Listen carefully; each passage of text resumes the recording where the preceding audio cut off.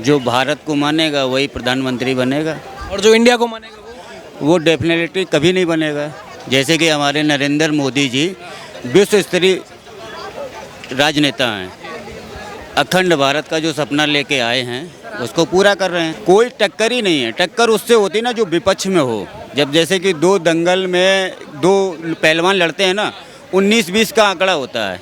यहाँ तो 10% मान लीजिए और 90% मान लीजिए, इतना फ़र्क है। ये जितने भी लोग इकट्ठे हुए हैं ये क्या हैं?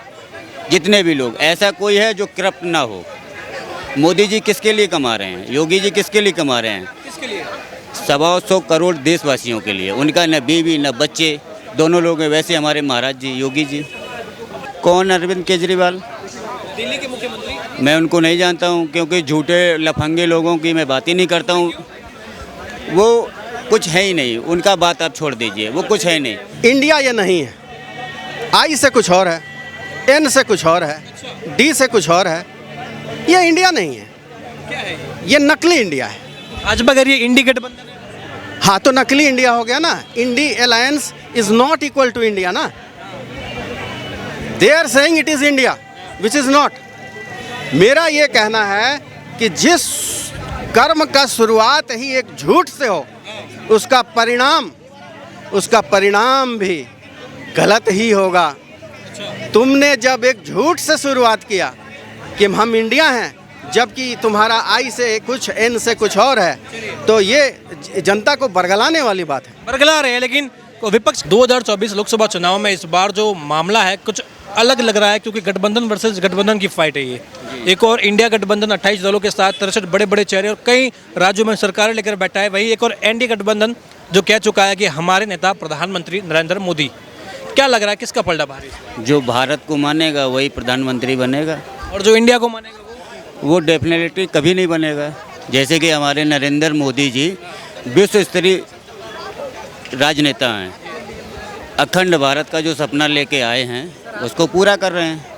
लेकिन 21वीं सदी में अखंड भारत का सपना, यानी कि कहीं ना कहीं जो देश अब अलग देश बन चुके हैं, अखंड भारत का मुद्दा एक अलग मुद्दा हो जाता है। वो एक समय की बात थी, आज 21वीं सदी है, यहाँ अब युद्ध का वो समय भी नहीं रहा है। यहाँ तो कहीं ना कहीं अब जो हमारा देश भारत है, इसी की प्रगति को लेकर बात होगी, तो लग रहा है कि प्रधानमंत्री खरे उतरे उसमें। 2014 से पहले हम बोल नहीं पाते थे, हमको मीडिया पता नहीं था, है ना। 2014 के बाद हमको पता पड़ा न्यूज़ चैनल क्या होता है, बोलना कैसे है और क्या करना है। हम अपना चुनाव बहुत अच्छी तरीके से कर रहे हैं और हम मिर्ज़ापुर विंध्याचल से आए हुए हैं। और बनारस जो एक ऐसा शहर था जहाँ पे एक सिंगल पर्सन नहीं जा पाता था, आज विश्व स्तरीय कॉरिडोर है। मिर्जापुर से आप, वहाँ की कालीन अभी नए संसद भवन में बिछी हुई है। हमारे लिए गर्व की बात है, गर्व की बात। वो क्यों बिछी है उसका भी रीज़न है, सिर्फ मोदी जी, योगी जी। लग रहा है कि मोदी जी का कोई विकल्प है या नहीं है इस बार? 29 तक नहीं है, आप 24 की बात ही छोड़ दीजिए। 2024 तो एक इजी है, इजी है। कैसे इजी? विपक्ष के पास इतने बड़े बड़े चेहरे हैं, 28 दल हो गए हैं, सरकारें भी है उनकी, मत प्रतिशत तो कहीं ना कहीं उनका इस बार बढ़ेगा। नहीं लगता आपको कि कहीं ना कहीं टक्कर का मुकाबला हो सकता है? कोई टक्कर ही नहीं है। टक्कर उससे होती ना जो विपक्ष में हो। जब जैसे कि दो दंगल में दो पहलवान लड़ते हैं ना, 19-20 का आंकड़ा होता है। यहाँ तो 10% मान लीजिए और 90% मान लीजिए, इतना फ़र्क है। ये जितने भी लोग इकट्ठे हुए हैं ये क्या हैं? जितने भी लोग, ऐसा कोई है जो करप्ट ना हो। मोदी जी किसके लिए कमा रहे हैं? योगी जी किसके लिए कमा रहे हैं? किसके लिए? 125 करोड़ देशवासियों के लिए। उनका न बीवी न बच्चे, दोनों लोग हैं। वैसे हमारे महाराज जी योगी जी, तो हम उनको लेना चाहेंगे ना, कि इनको लेना चाहेंगे। राहुल गांधी भी शादी तो नहीं की, उनके बीवी बच्चे भी नहीं है। इनके नहीं है। ये बताइए, महारानी इटली से आई थी, इनके पास क्या आज विश्व स्तरीय पे अगर लेडीज़ देखा जाए तीसरे नंबर पे इनका है। कहाँ से इनके पास पैसा आया? मोदी जी से हमारा एक ही अनुरोध है कि जितने विधायक सांसद वगैरह हैं इनकी पेंशन बंद किया जाए, बस बस, बिल्कुल। अच्छा, अरविंद केजरीवाल आपको क्या लगता है कैसे नेता है? क्योंकि अभी कहीं ना कहीं वो भी विपक्ष का जो गठबंधन है उसमें एक अहम भूमिका निभा रहे हैं, बार बार प्रधानमंत्री पर हमला बोलते रहते हैं और सीधा मुकाबला भाजपा से होने का दावा भी करते हैं कि हमारी पार्टी इस मजबूत स्थिति में है कि हम भाजपा को सीधी टक्कर दे सकते हैं। कौन? अरविंद केजरीवाल। दिल्ली के मुख्यमंत्री? मैं उनको नहीं जानता हूँ, क्योंकि झूठे लफंगे लोगों की मैं बात ही नहीं करता हूँ। वो कुछ है ही नहीं, उनका बात आप छोड़ दीजिए, वो कुछ है नहीं। जब हम आते हैं ना, हमारे चाचा जी ग्रेटर नोएडा में रहते हैं, परी चौक, है ना, तो हम जब यहाँ आते हैं तो लोग कहते हैं कहाँ जा रहे हैं? दिल्ली। अच्छा, फोपट वाली दिल्ली, फ्री वाली। अच्छा, तो यहाँ पे फ्री, यहाँ का टाइटल है ना, दिल्ली लोग नहीं लिखते हैं, वो लिखते हैं फ्री वाले। अरे लेकिन ये दिल्ली का मॉडल तो अब राहुल गांधी तेलंगाना में इस्तेमाल कर रहे हैं, वहाँ भी फ्री बिजली दे रहे हैं, फ्री पानी की बात कर रहे हैं। तो वो भी वही तेलंगाना में अगर आपके गेस्ट होंगे या हमारे होंगे तो वो भी यही लिखेंगे, तेलंगाना फ्री ऑफ राष्ट्र। अच्छा, इससे क्या हासिल होगा आप बताइए? हासिल इससे क्या होगा? हमारा जो जर्नल, जो पीढ़ी, हमारे बच्चे हैं, हमारे जो बच्चे हैं, वो क्या फ्री लेना चाहेंगे? लेकिन सरकारें कह रही है, जो तमाम केजरीवाल सरकार, राहुल गांधी सरकार कह रही है कि जनता का पैसा है, जनता को हम दे रहे हैं, तो क्या दिक्कत है? 2014 से पहले हम कुछ नहीं थे। 2014 के बाद स्टार्टअप इंडिया जो चालू हुआ ना, आज हमने 25,000 का लोन लिया था, ठीक है ना, 25,000 का लोन लिया था, 3 साल में हमने पे किया, 50 लाख का हमको मिला। आज हमारा साल का 2 करोड़ रुपए का टर्नओवर है, जिस देश प्रगति कर रहा है। बिल्कुल कर रहा है। अगर करने वाला होगा तो निश्चित तौर पे करेगा। पकौड़ा बेच रहे हैं, ये वगैरह कर रहे हैं, इससे क्या लेना देना? हमारा रोजी रोटी चल रहा है ना, हमारा स्वाभिमान जिंदा है ना। तो लेकिन ये भी है ना कि योग्यता के हिसाब से काम नहीं मिल पा रहा। अब IIT करने वाला पकौड़ा बेचते हुए अच्छा लग रहा है। हाँ, ये कहीं ना कहीं कमी है। तो लग रहा है भाजपा इस पे काम करेगी, क्योंकि 9 साल हो गए, 9 सालों में आप कह रहे हैं कि कहीं ना कहीं तरक्की हुई है, तो उम्मीद है क्या कि आगे और 100% हुई है।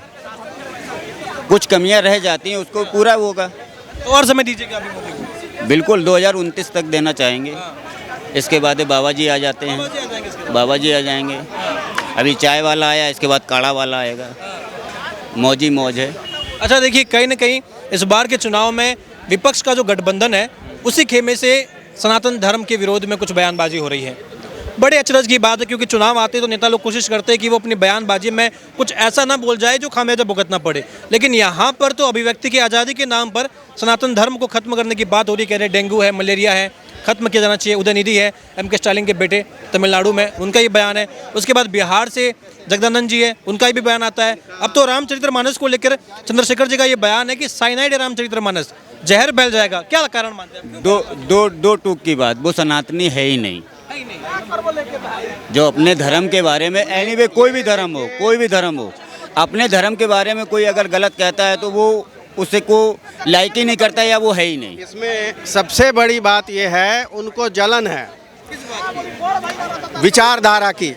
सनातन धर्म ही एक ऐसा विचारधारा है जो विश्व के सभी विचारधाराओं को शस्त्र और शास्त्र दोनों से ध्वस्त किया है।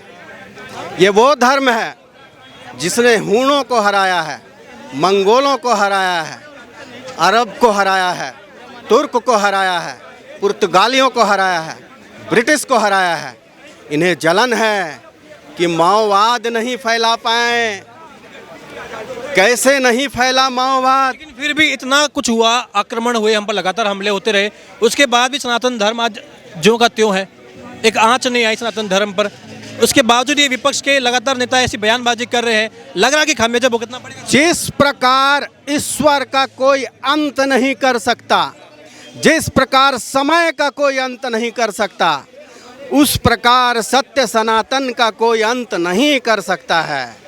ये शब्द का मतलब ही है सत्य, जो नित्य है, जो था, है और रहेगा। पर ये बयानबाजी करने वाले भी तो हिंदू धर्म से आते हैं, ऐसे बयानबाजी कर रहे, असमानताएं है। भाजपा एक अलग बात लेकर आ गई है, एक अलग विचार लेकर के। मूल कारण आप नहीं समझ रहे हैं। मूल कारण ये है, ये स्टालिन वगैरह, नाम स्टालिन एक नास्तिक था, वो किसी धर्म को नहीं मानता था। रशिया में उसने 20,000 मस्जिद को तोड़वा करके शराब के मदिरालय बनाया था। उनको ये अपना गुरु मानते हैं।